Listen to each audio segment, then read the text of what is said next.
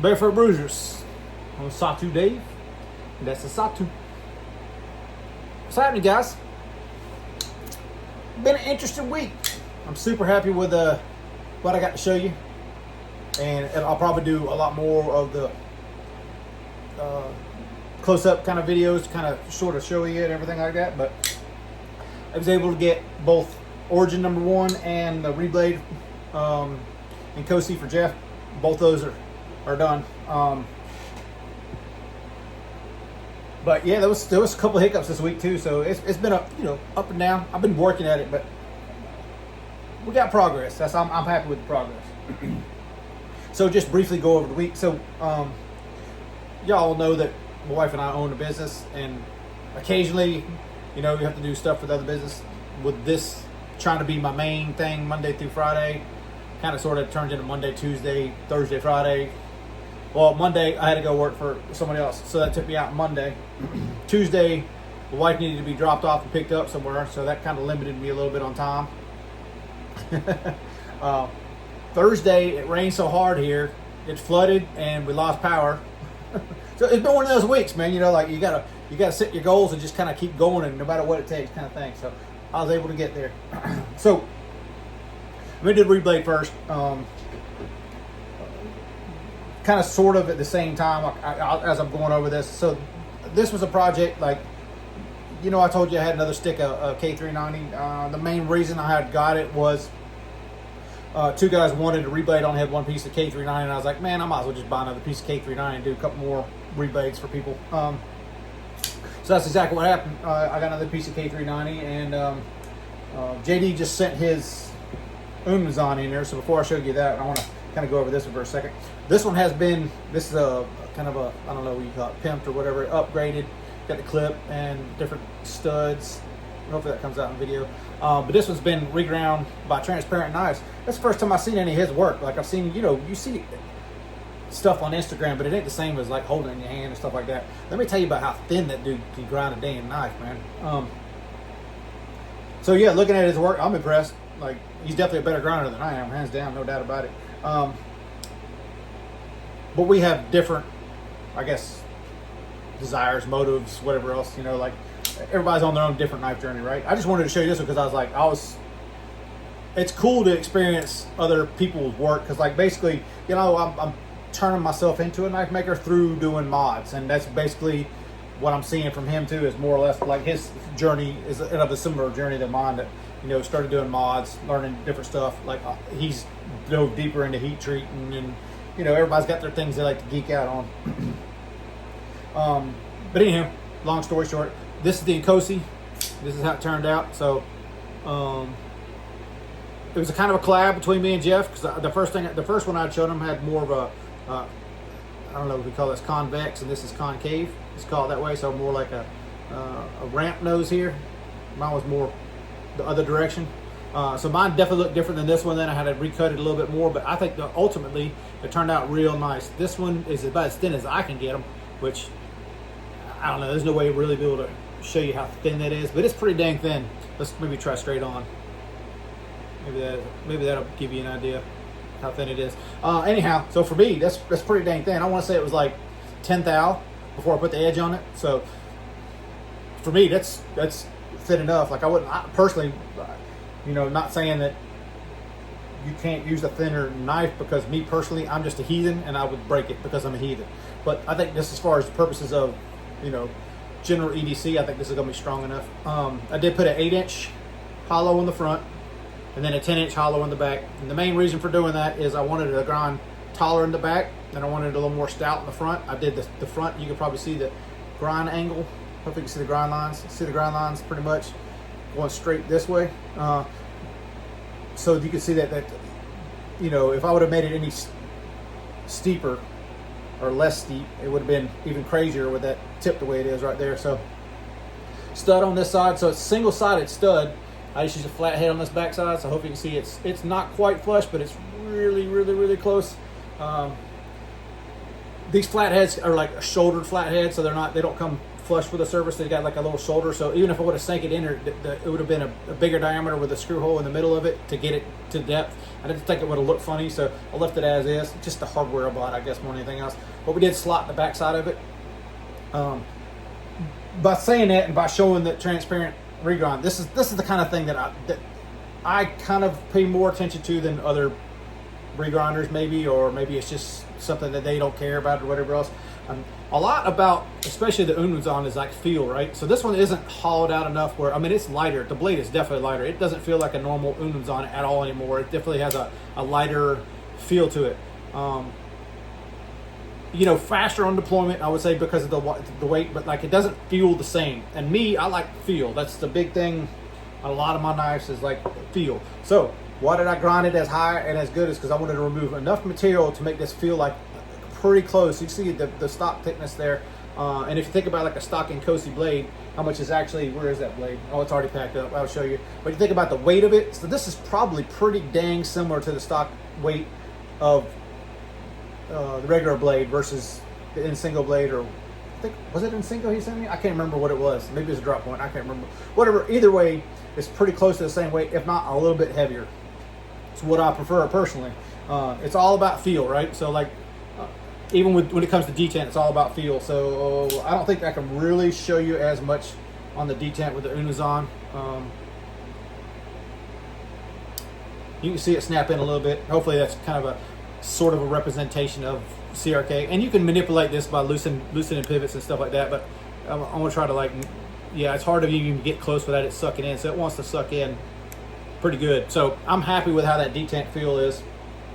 As I was mentioning before, it's seemingly always in this lock bar. You get this little bit of lock rock, and it's just basically the lock bar flexing. I know that I talked to Chris, who was the guy that I gave who bought the thicker Inkosi that I did, and he was saying it detent rocked a little bit.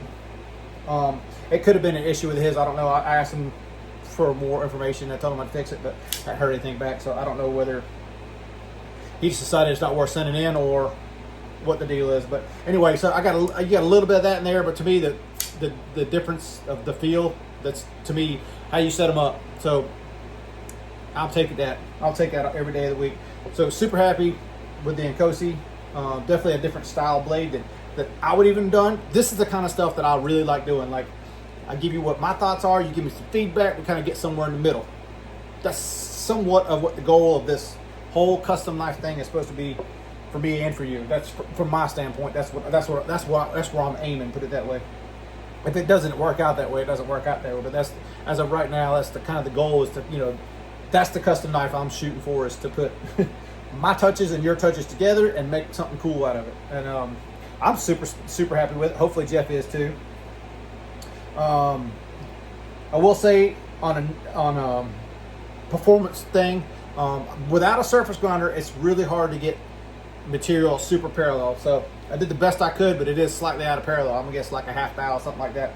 So if you tighten it all the way, it will kind of vary to the lock side just a little bit. So it is what it is. Like I think right now, let me see it. So it's sitting.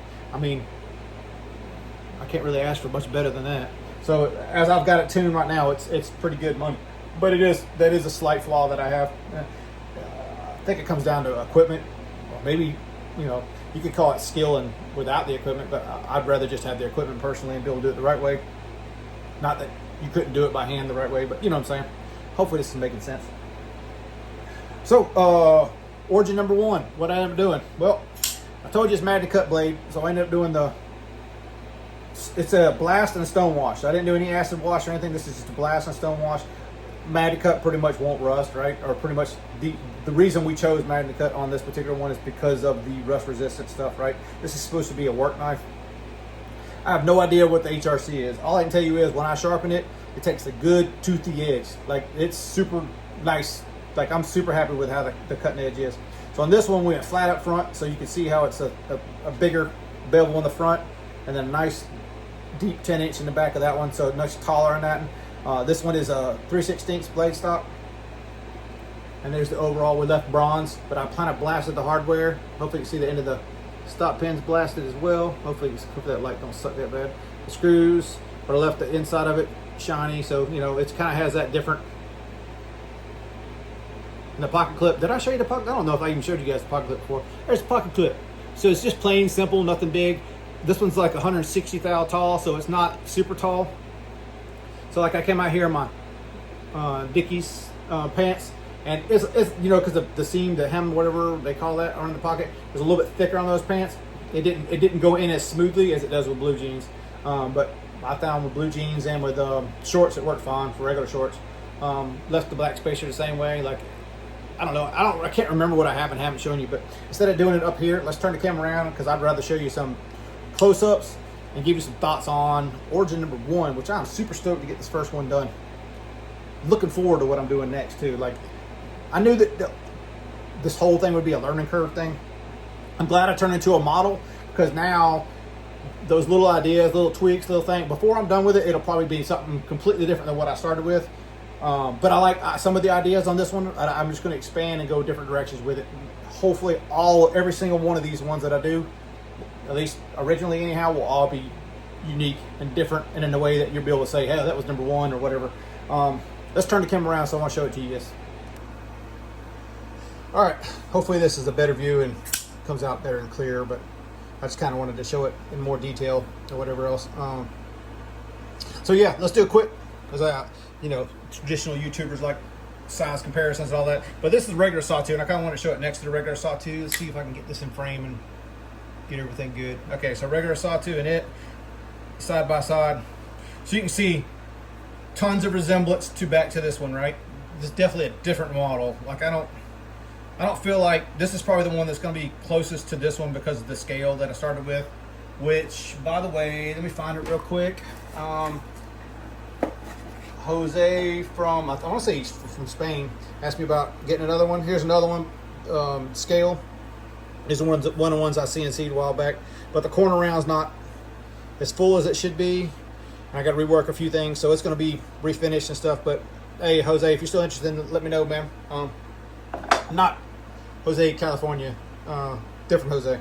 Anyhow, started with that scale, looked just like that, pretty much, very similar to that, and turned it into this. So you can definitely see the family resemblance, but still a different knife. I feel like that's a different enough knife that I don't feel like Greenman would get mad at me for producing this and giving them props than the whole thing. But you can also see, like, you know, take the beard out of that one, and that's the cutting edge of that one is pretty similar, right? There's not a whole ton difference, but just for comparison size wise, because I know a lot more people are familiar with the standard size knives like an SMF would be and like an Amazon would be. I don't have a Hinder on hand right now, so I'm not going to show you the Hinder, but since I'm doing it, I might as well show the Inkosi too. There we go. So size comparisons. So you can see it's a large knife. But if I had a Hinder, I'd show you a Hinder too, and we do the trilogy, even though, you know, there's a debate on whether that trilogy is a trilogy, or, you know how it always goes with that. But if you're looking for a Hinder, I think my brother Nick Edwards is he had to get a fire sale to get a truck, so go over, hit his channel up. He's got some smoking deals on some Hinders, or did this morning anyhow. I don't know if he still does or not. Anywho, I wanted to show you close-ups. Let me see if I can get this a little bit tighter. Nope, that's further. Tighter. Here we go. Tighter. I can't get the whole thing in camera. All right, gotta zoom back out. Sorry, fellas and ladies. I know there's probably more fellas watching than anything else. All right, so what I want to kind of do is just show you the knife and then talk about a few things. I guess it's more or less like my video knowledge of building this one for myself more than anything else. The two main things that I would have done different had I started this knife over right now: keep all the profiles the same, like the handle profile the same, the blade profile the same. I wish I'd have cut this stop pin in the blade a little less right here. So I wish the blade was like this instead of like that. So that little bit of angle, if that little bit of angle would have been difference, I would have liked it, the deployment or the deployed look much better. I think that's the look I was going for, and somehow I ended up with that instead. So not a big deal, only off a little bit, but I would have reduced the amount that I cut into the blade in here and transversely into the in position too. Even though I like the look of that one, it looks great, but for a functionality point of view, like inside the knife. Hope you can see in there. I don't know. I can't even see the camera as I'm filming this, so it's hard for me to see what y'all can and can't see. Hopefully you can see that it's all cut out on the inside and hollowed out. Functionally, I'm super happy with how this one turned out. Like, so, detent's money. The sound, the feel, good with all that. The only issue I've had functionality-wise is the blasted pivot won't stay tight. So I got to take it out and Loctite it. So, you know, just tweaking it or whatever else. That's about the only thing that functionality-wise that I don't like. And like I said, if I'd have left the detent or leave the relief cut for the closed position and stop position, if I'd have left it out a little bit more here, it would have been better for me visually. And same here, if I'd have left it there, I would have liked it personally better with those two things. The other thing that I really didn't like, but I was kind of forced to, is like, because of the jimping on these, I ended up going in and creating this more of a swoosh here, a little more of a, you know, the cutout here than I really wanted to. So this right here ends up being a little bit tighter. Like, so if you're holding a knife like this, it's a little bit more tight than I want. Like, I think most smaller hand people would probably like it better. I'm just a bigger hand dude, and I'd like to have more room there personally. So those are the major takeaways I would find for myself to redo another one. Finish wise, you can see I just did the it's basically a annealing state for the titanium. So you basically heat the titanium up at like 1250 for 2 hours and then let it cool to room temperature. I don't know what creates some of the flaw in the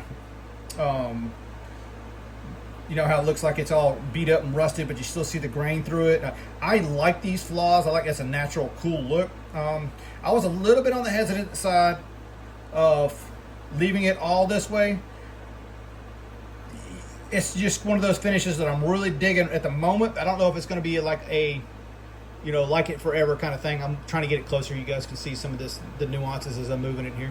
I don't know if it's going to be one of those finishes that I'm going to be like, oh, well, I want to keep offering that. You know, say a year down the road, like my blasted and tumble finish, I always do that to everything. And I was really, really, really tempted to do this one. So much where I talked to Tom earlier about it, or T-Mac earlier about it, and we discussed it. And he was like, hey, man, just send it how it is. Let me check it out. If I want to send it back and blast it, we'll do that later. I'm like, all right, that sounds good. That sounds like a great plan, because half of me really wanted to take this knife apart, blast it, you know, aluminum oxide, blast it and tumble it, and then let it go out all tumbled, all looking cool, kind of more monotone, more or less like similar to the, you know, the stock Graymans that were all, you know, just tumbled, blasted, tumbled a little bit. You know, that same monotone kind of feel to it on number one. But I was like, you know what, man, I don't know. Like I said, this is, when I talked to Tom anyhow, he was talking about doing, just being a good work knife for him.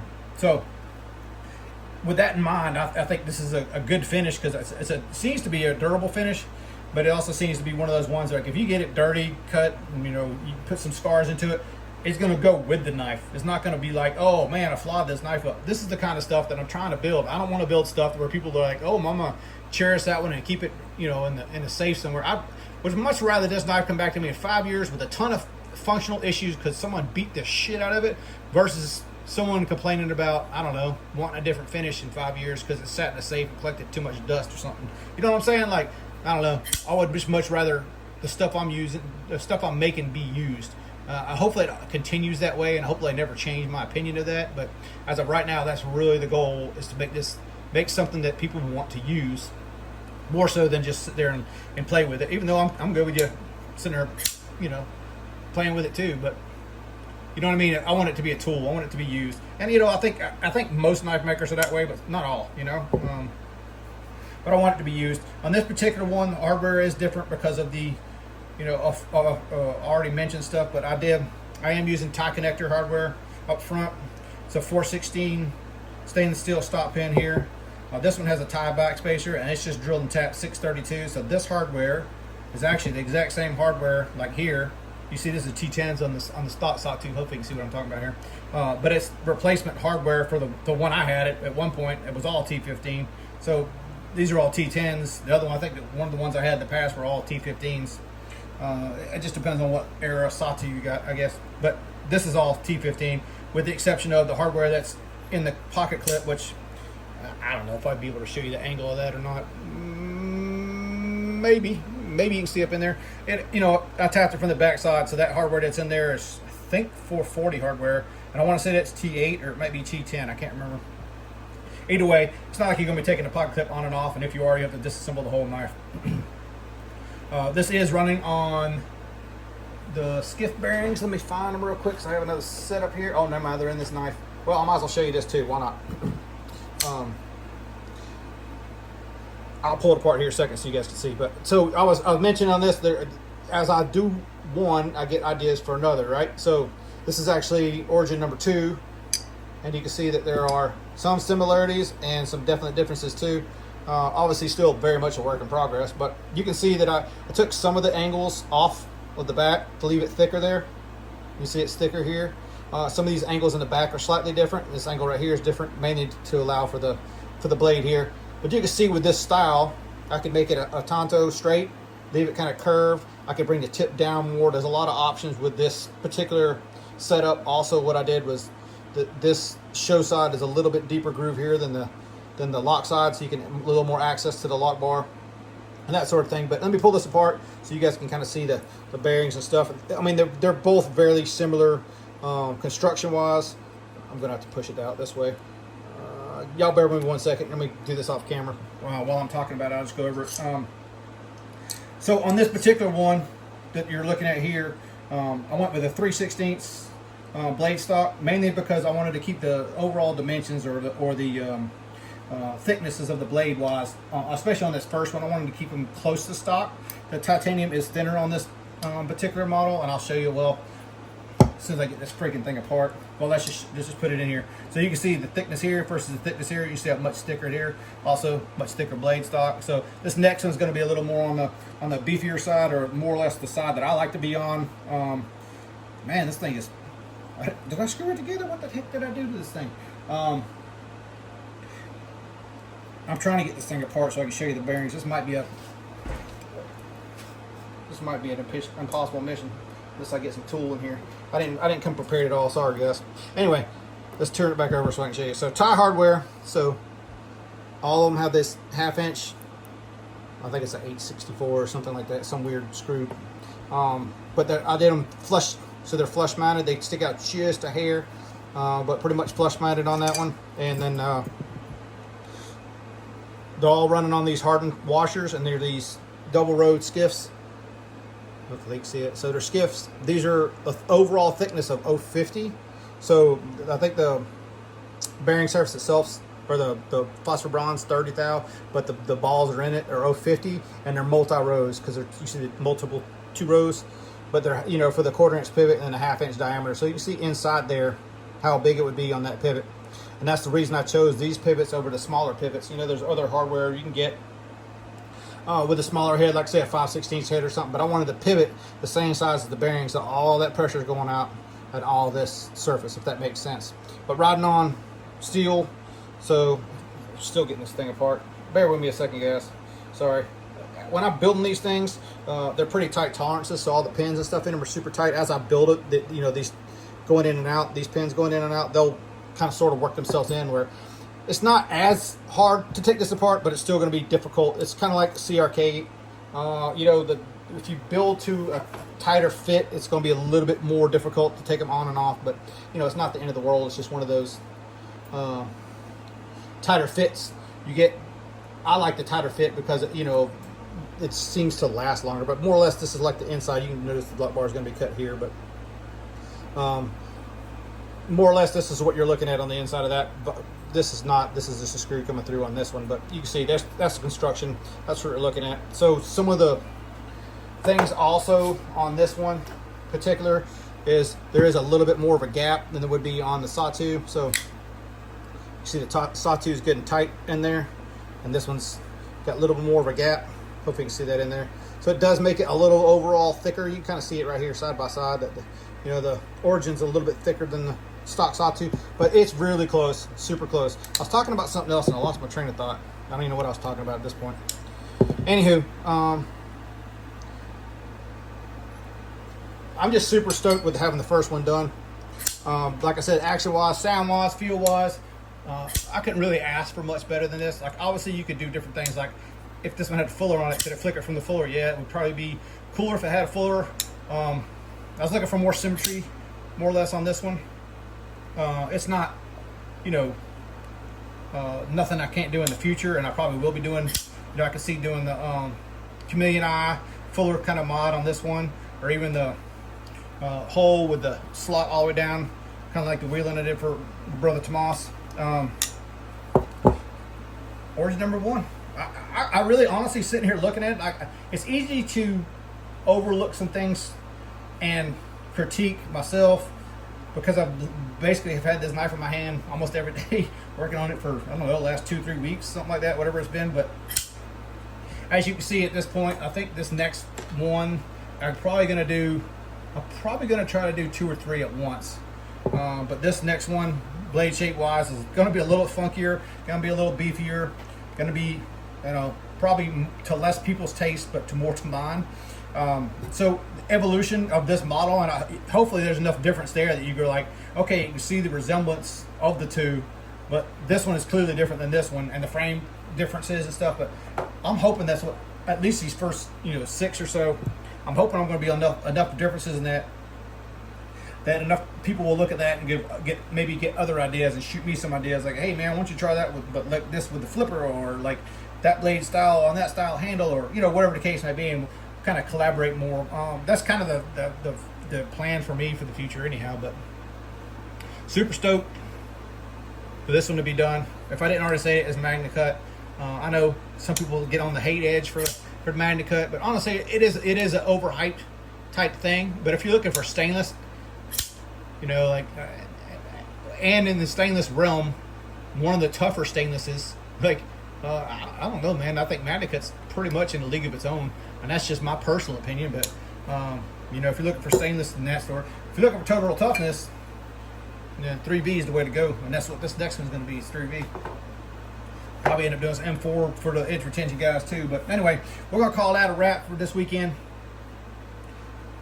Appreciate y'all sticking with me. The guys that want the Origins, guys and gals that want the Origins, they'll be coming soon. Hopefully, I'm going to do this reblade for JD at the same time I'm working on at least the Origin number 2.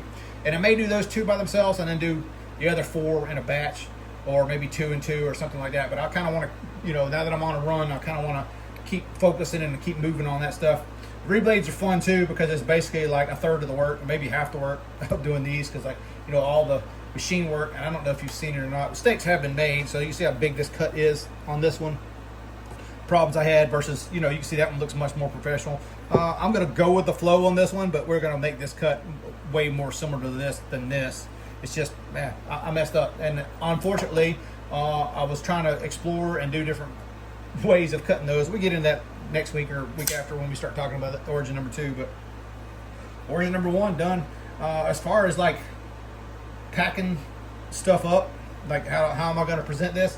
I think I already showed you the COA cards, which I haven't filled out yet. Yeah, so let me get one of these back out in case y'all forgot or hadn't seen that other video, because I don't expect everybody to watch all my ramblings, because God knows I can ramble. But I got the COA cards, and it's official. I'm officially a LLC now. So Barefoot Brothers, I should put LLC next to it, but it is now an LLC.